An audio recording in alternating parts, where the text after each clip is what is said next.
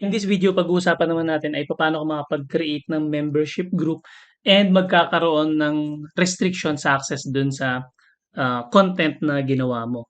So, basically, no, dito, di ba meron tayong ginawa dito na membership area. Meron tayo ditong dashboard, no? Dito nila ma-access lahat ng course.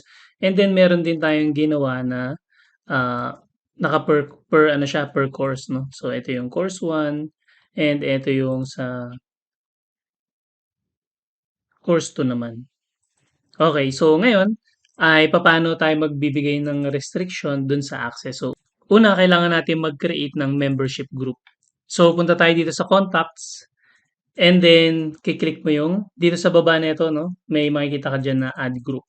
So, lalagay lang natin. So, let's say sabihin natin ang gusto lang natin ma-access dito sa part na to ay ah, yung sa lesson 1 members na. Ibig sabihin, papa-access lang natin yung lesson 1 lang na ginawa natin. So, click mo yung submit.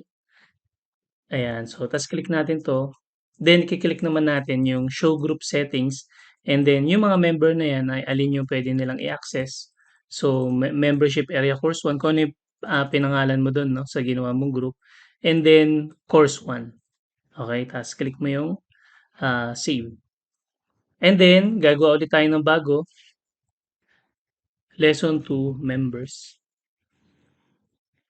Ibig sabihin yung lesson 2 lang yung ma-access nila and then click natin ulit 'to.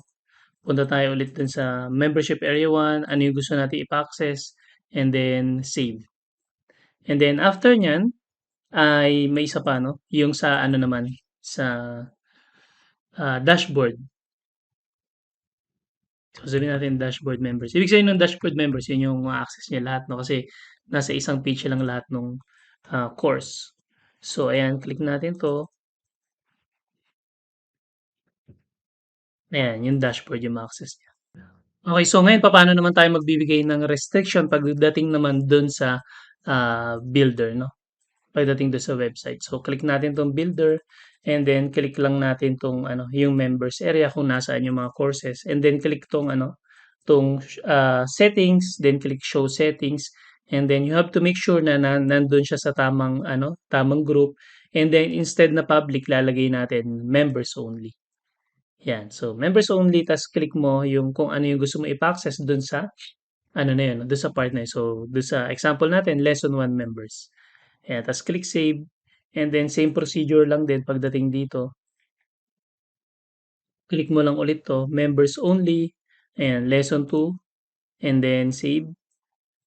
Tapos yung panghuli, yung sa dashboard, ayan, members only, tapos dashboard members. So, ta's click mo yung save. Ayan, so yun, with that magkakaroon na ng restriction yung ano, yung mga tao 'no, hindi nila ma-access ng kahit sino. Kailangan ay, official member sila nung website mo.